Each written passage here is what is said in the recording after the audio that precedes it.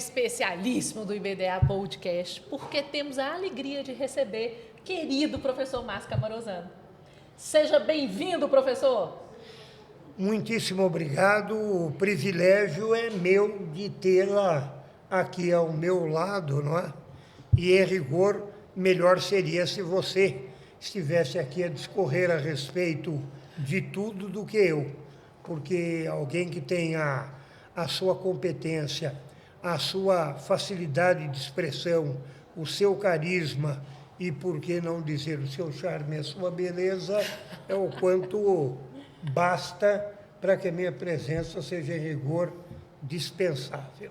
Professor, a sua gentileza é proporcional à sua competência e a tudo que já fez pelo direito administrativo brasileiro. Minha primeira pergunta é: conta pra gente da sua história com o IBDA e especialmente no Congresso Brasileiro de Direito Administrativo. Olha, a minha história começa lá nos primórdios do IBDA, não é? Logo depois dele haver sido criado em Curitiba, não é? Com a participação de grandes professores, Manuel de Oliveira Franco Sobrinho, lá estava Eli Meirelles, não é? Geraldo Ataliba, o grande Celso Antônio Bandeira de Melo, muito jovem ainda, Sérgio Ferraz, e eu estava começando os meus estudos na especialização e, em seguida, no pós-graduação na PUC. E, infelizmente, eu não pude ir neste primeiro congresso e talvez não tenha ido também no segundo.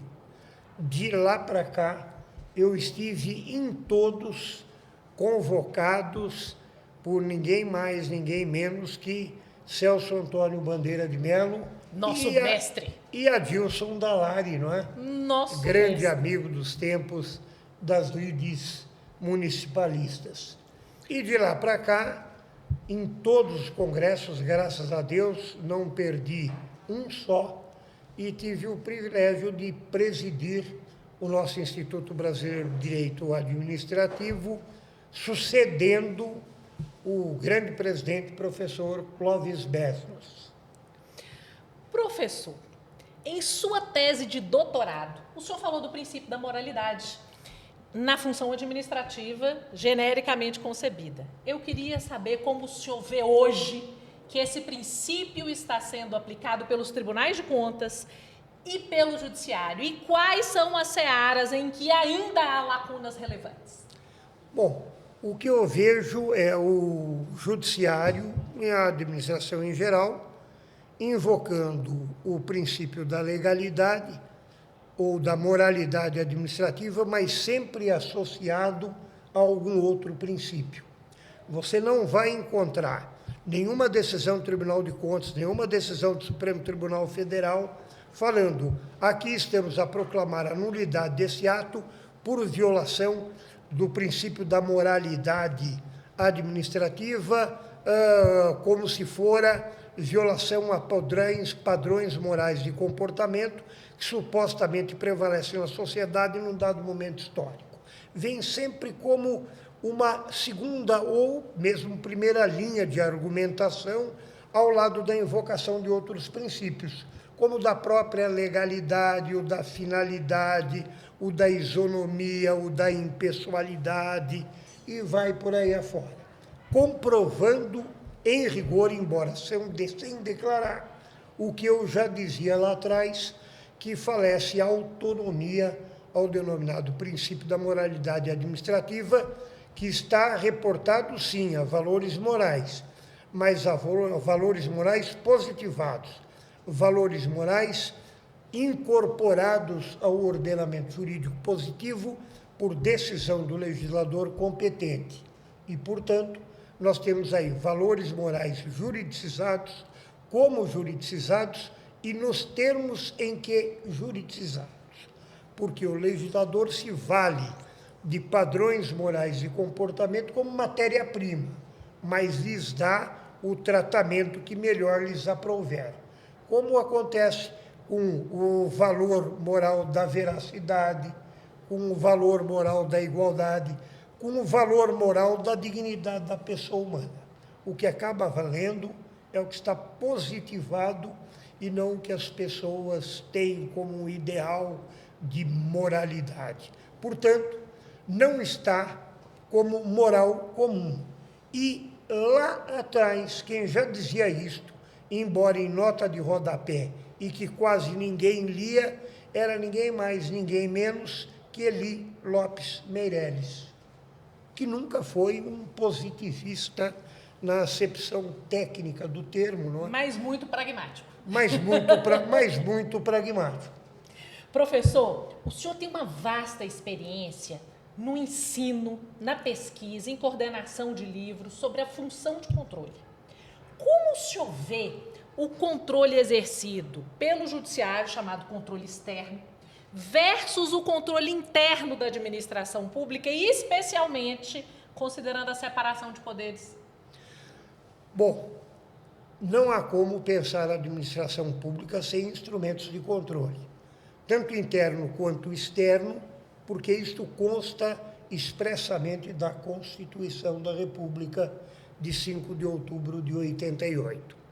Se nós falamos em Estado de Direito democrático, um Estado submetido à ordem jurídica, nós não podemos falar em submissão do próprio Estado e de seus agentes à ordem jurídica se não existirem mecanismos para controlar, não é? Exatamente para apurar e eventualmente sancionar agentes públicos em geral, se e quando for o caso, por eventual abuso de poder, desvio de finalidade, enfim, violação do ordenamento jurídico. Então, controle tem que haver sempre, mesmo porque, me permite invocar Eli Meireles, ele dizia: administrar é gerir bens e interesses de terceiros. Administração pública, gestão de bens e interesses da coletividade. Isso é Abra Fagundes. É atividade de quem não é senhor, de quem não é dono da coisa pública. E, portanto, é necessário, é indispensável, é mandamento constitucional a existência de mecanismos de controle interno e externo. O controle interno não briga, é claro, com a questão da independência entre os poderes. Mas o controle externo, ele faz parte do denominado sistema de freios e contrapesos, porque esta independência nunca é absoluta. Não é? Tanto é que a Constituição fala independentes e harmônicos entre si. Então, cada qual tem as suas atribuições típicas e até atípicas. Não é? Cada qual tem um elevadíssimo grau de autonomia, em termos de órgãos de poder, independência. Mas, em rigor, nós temos mecanismos de freios e contrapesos, porque, como já dizia Montesquieu, quem detém o poder dele tende a abusar. E é possível, para que isto não ocorra, que o poder contenha o poder. Nessa ideia de poder contendo poder, nós passamos por uma transformação muito significativa com a Lei Federal 14.230, que fez mudanças importantes na Lei de Improbidade Administrativa. Como que o senhor analisa o conjunto de alterações? Esse conjunto de alterações tem aspectos positivos, tem fragilidades. Em matéria de impacto, isso corrige excesso ou isso compromete um mínimo de combate à corrupção e incentiva a desonestidade? Nós sabemos que essa é uma matéria fla-flu e eu sei que o senhor tem capacidade de análise técnica longe das bipolaridades radicais. Olha, eu procuro ser imparcial, não é? Embora não tenha aí condições talvez ideais de imparcialidade, porque eu dei assessoria direta ao deputado Zelatini, que foi o relator da matéria na Câmara dos Deputados. E, portanto, há até cá entre nós um outro dispositivo que foi redigido por mim. A culpa é do senhor! Então, a definição de dolo, por exemplo, que é trazida, né, logo no artigo 1º da lei, e a questão do dolo específico nos parágrafos do artigo 11, não é? Essa questão do conceito de dolo, que está no artigo 1º, foi em razão de uma insistência minha, porque eu dizia para o deputado que não bastava eliminar a improbidade na modalidade culposa, como permitiu o artigo 10. Eu falei, não basta dizer só que é dolo a exigência. Nós temos que definir dolo na lei. A exemplo do que ocorre em matéria penal.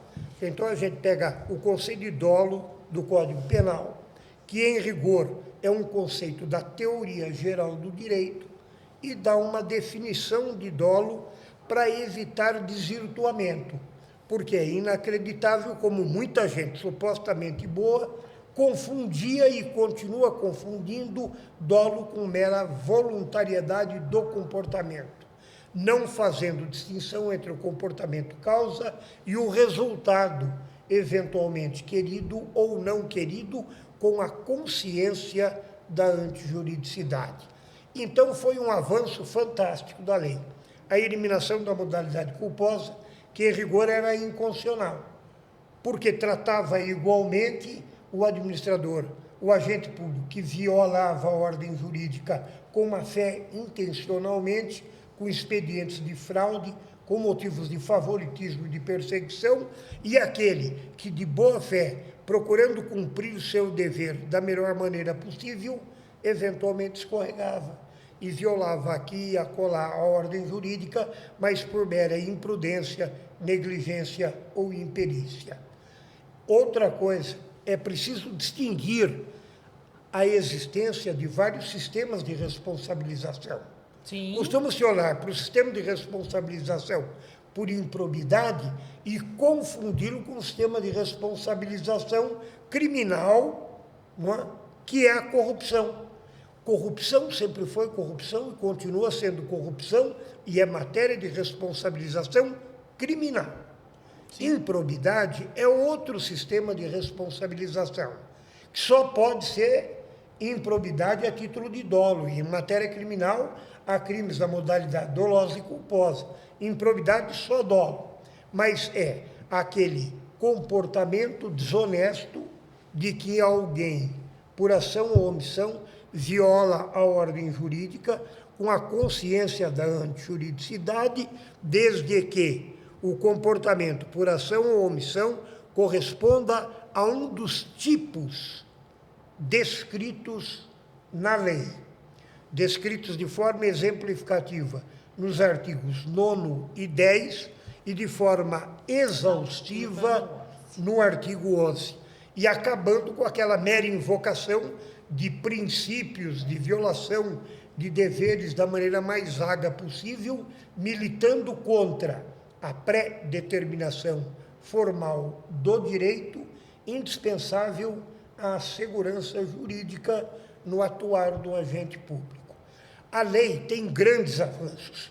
A prescrição intercorrente, e contra ela está investindo o Ministério Público. A prescrição intercorrente é que está fazendo o pessoal correr atrás. 4 anos não é o quanto basta para uma ação depois de proposta ser julgada. Que é isto? A prescrição intercorrente fez com que se acelerasse o processo. Como é que nós podemos conviver com alguém respondendo por improbidade ao longo de 10, 15, 20, 30 anos, com uma espada de Damocles sobre a cabeça? Para aquele que é desonesto, que é bandido, isso é um prêmio. Para aquele que é honesto, é uma tortura. Onde é que fica o princípio da duração razoável do processo? A lei veio a dar resposta. O problema do versar em ré ilícita, o problema da responsabilidade objetiva, dolo presumido, dano presumido, a lei acaba com isto. Não impede em absoluto combate à corrupção. Exige mais trabalho e dedicação do Ministério Público, porque não basta alegar, tem que provar. Tem que provar a ocorrência do fato típico, que o fato seja antijurídico, culpável na modalidade de dolo e dolo específico e sem presunção de dano. O dano tem que ser provado. A lei tem aqui a colar, né, alguns pontos em que poderia ser ainda melhor, mas representou um grande avanço como proteção, sobretudo para o agente público bem intencionado, para o agente público que atua de boa fé. Para aquele mal intencionado, desonesto e que atua de má fé, a lei não beneficia em absolutamente nada. Professor, o senhor tem uma capacidade de análise técnica dos institutos que é sempre relevante. E isso a gente percebe desde a sua dissertação de mestrado, em 1982, em que o senhor trabalhou o direito de acesso a cargos públicos, falando do provimento de cargos públicos no direito brasileiro. Como é que aquilo que o senhor estudou lá em 82 dialoga hoje com o que a gente fala sobre concurso público, direito de acesso a cargos e meritocracia? E mais, com essa base, o que é que o senhor pensa sobre o que o Supremo decidiu na ação direta de inconstitucionalidade 2135, que, na verdade, colocou o fim ao regime jurídico único para servidores, fazendo o que no Congresso Nacional jamais se conseguiu fazer? Bom, vamos ver se eu consigo falar pouco. Em primeiro lugar, tem tudo a ver. Talvez seja interessante contar uma breve historiazinha. Posso? A palavra é sua. Eu fui o primeiro, cá entre nós, modéstia à parte, a ingressar no quadro da advocacia pública do município de Santo André por concurso público em 1970. Até então não havia concurso público. Meu Deus. Fizeram um primeiro concurso, eu recém-formado, colei grau em 69, estava, como se diz, na ponta dos cascos, não precisava trabalhar, meu pai me sustentava, saiu o edital, eu fiquei estudando 24 horas por dia durante 30 dias, prestei concurso, também tive sorte, fui aprovado em primeiro lugar e virei procurador municipal. Na realidade, consultor jurídico. Detalhe, tinha o corpo de advogados da Câmara Municipal. E acontece que os advogados da Câmara Municipal ganhavam o equivalente a chefe de divisão com relação aos do Executivo. E eu estava inconformado com isso. Por quê? Nós, consultores jurídicos e procuradores do Executivo, os procuradores representavam em juízo o município. Os assessores técnico-legislativo, não. Eu falei, por quê? Há uma ofensa, inclusive, à Constituição, porque os vencimentos não guardam correspondência. Mas descobri mais, que quase todos os exercentes de cargo de assessor técnico-legislativo, privativo, de advogado, não haviam prestado concurso público para a titularidade do cargo. Haviam prestado concurso para auxiliar administrativo, para agente disso, para agente daquilo. Com o passar do tempo fizeram faculdade e, como já eram titular de cargo de provimento em caráter efetivo, por acesso, depois denominada de transposição, passavam a ser titular do cargo de assessor técnico legislativo.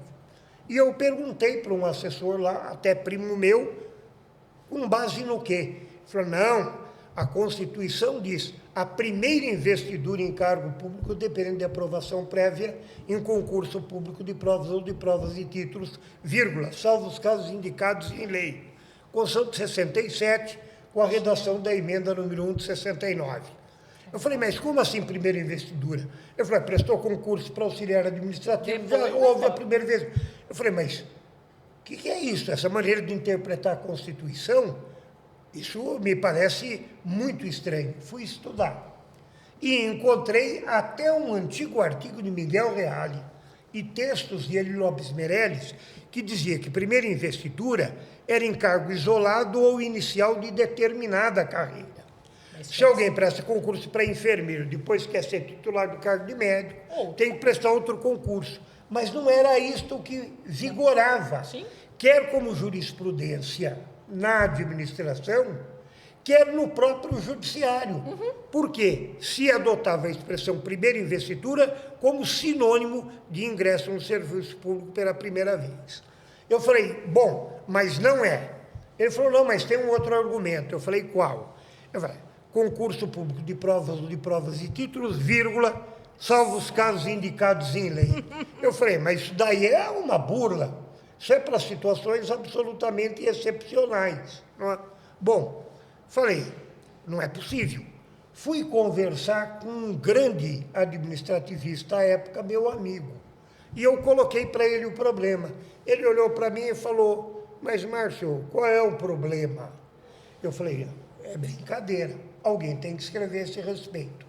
Aí eu fiz, à época, antes da Constituição de 88, dizendo qual era o exato sentido da expressão primeira investidura. E mais, falava, a investidura, não é? Depois colocou-se em cargo público, primeira investidura em cargo público. Então, falou, cargo público e definir no sentido estrito. Efetivo. A gente não cria cargo, cria emprego ou função, não precisa realizar concurso público. Foi lá, Especialmente nas entidades de administração indireta, e também se criava emprego ou função por decreto, se não por portaria, e não realizava concurso público. Então, eu fui às origens, que remonta à Revolução Francesa, e falei, quando fala investidura em cargo público, é no sentido amplo da expressão. Sim. Cargo, emprego ou função, exceção feita, é claro, aos cargos de provimento em comissão. Então, eu tratei dessa matéria e tratei também, portanto, em face do princípio da igual acessibilidade aos cargos públicos, em sentido amplo, não é? Até da admissão nas entidades de administração indireta. E sentei e sustentei a tese que foi aprovada, enfim, eu obtive o título de mestre exatamente a respeito disso.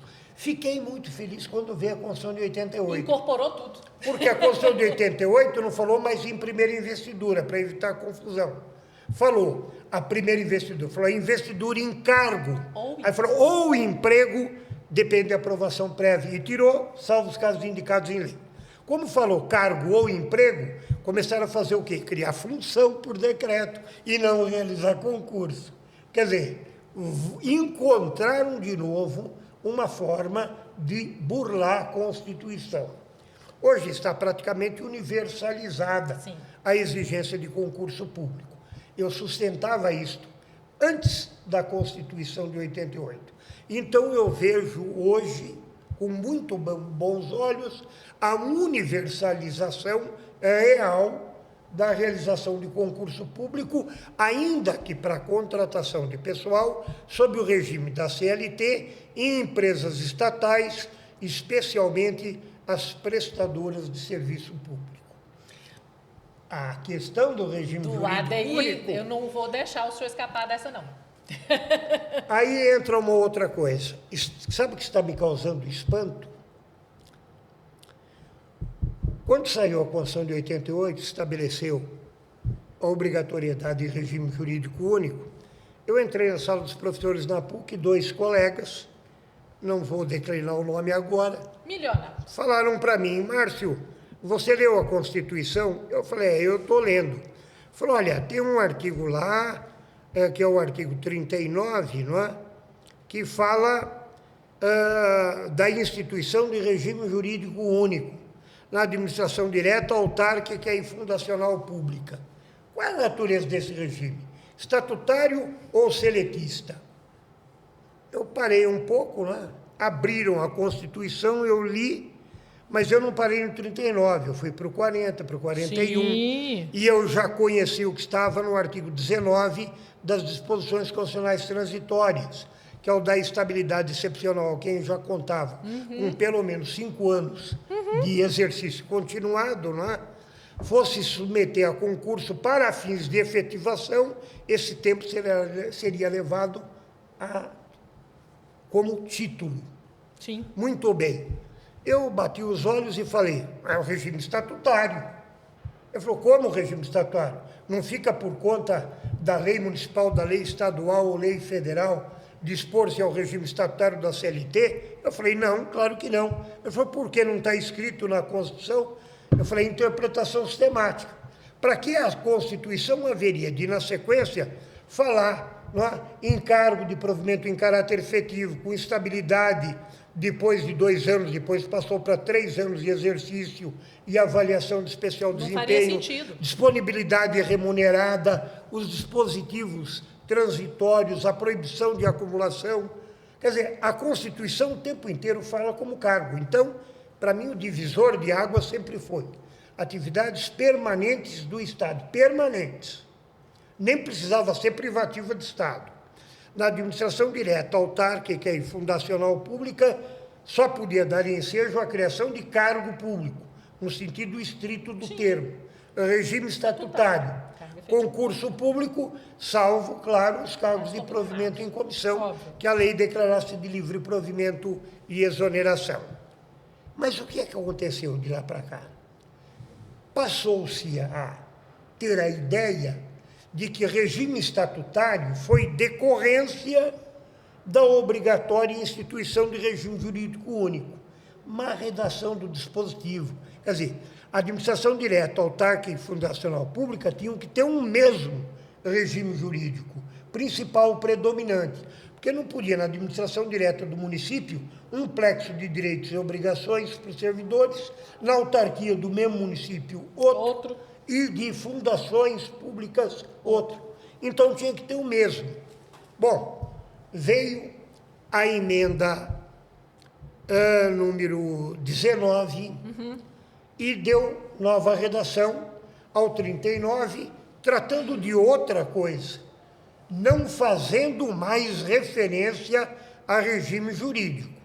Só discurso E começaram a falar, acabou a obrigatoriedade do regime jurídico único, e falou, acabou a obrigatoriedade do regime estatutário. Escancarou as portas para a CLT. Eu escrevi um artigo à época, dizendo não, porque a obrigatoriedade do regime de cargo, como regra geral, e regime de natureza estatutária, nunca foi atrelada necessariamente à ideia do mesmo regime jurídico, porque pré-existia a Constituição de 88. Então, quanto a isso, não mudou. Não mudou. Pois bem, veio o Supremo e suspendeu a vigência do dispositivo da emenda 19, que deu nova redação ao 39. E a coisa permaneceu.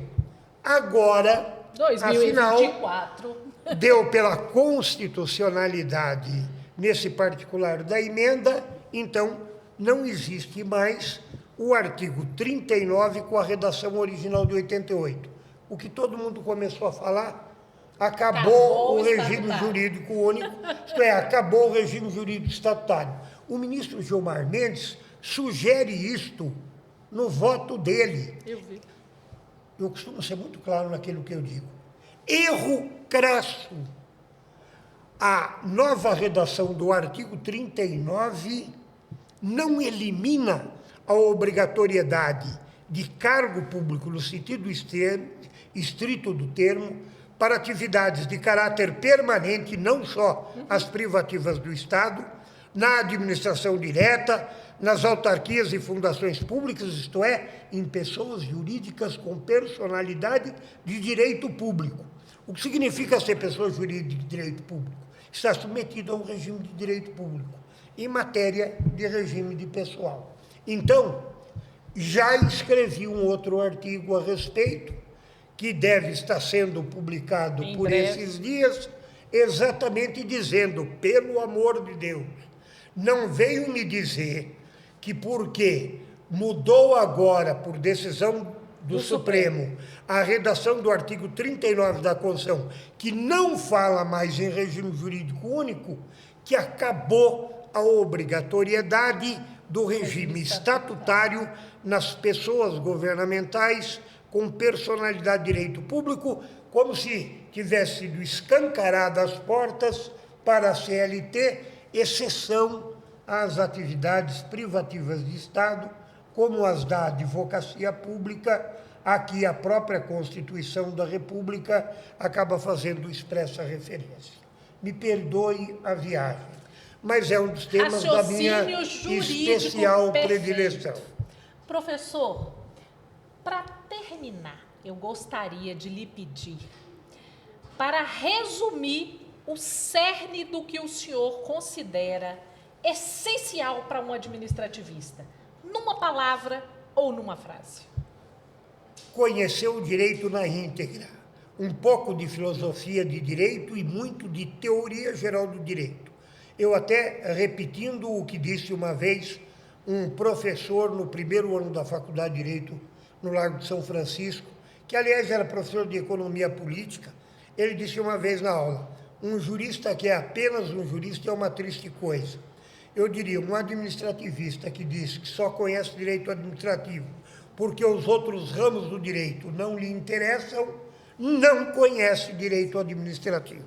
Sem conhecer teoria geral do direito, sem conhecer e bem direito constitucional, não há como conhecer direito administrativo, porque tem uma dificuldade especialíssima. Não é um ramo codificado.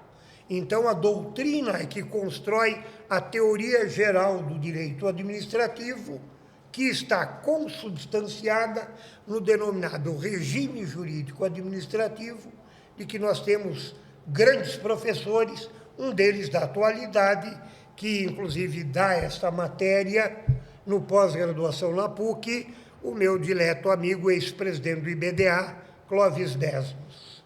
Teremos o prazer de ouvir o professor Clóvis Besnos e eu quero agradecer a sua presença e a partilha tão generosa de conhecimento. Olha, eu é que agradeço a oportunidade e peço desculpas, porque quando eu vejo um equipamento como esse na minha frente, eu esqueço da vida.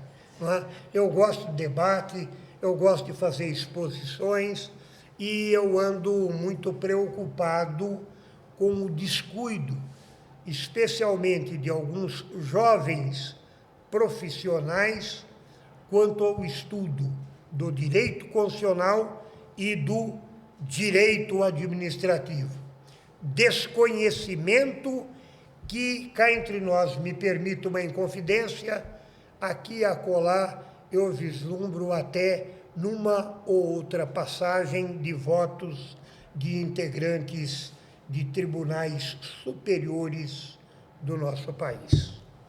Que a gente, todos os dias, decida estudar comprometidamente aquela matéria que escolhemos para devotar a nossa profissão. Para auxiliar na tarefa, acompanhe o IBDA Podcast. Venha para o nosso próximo episódio. Será um prazer dividir conhecimento com você. Muito obrigada.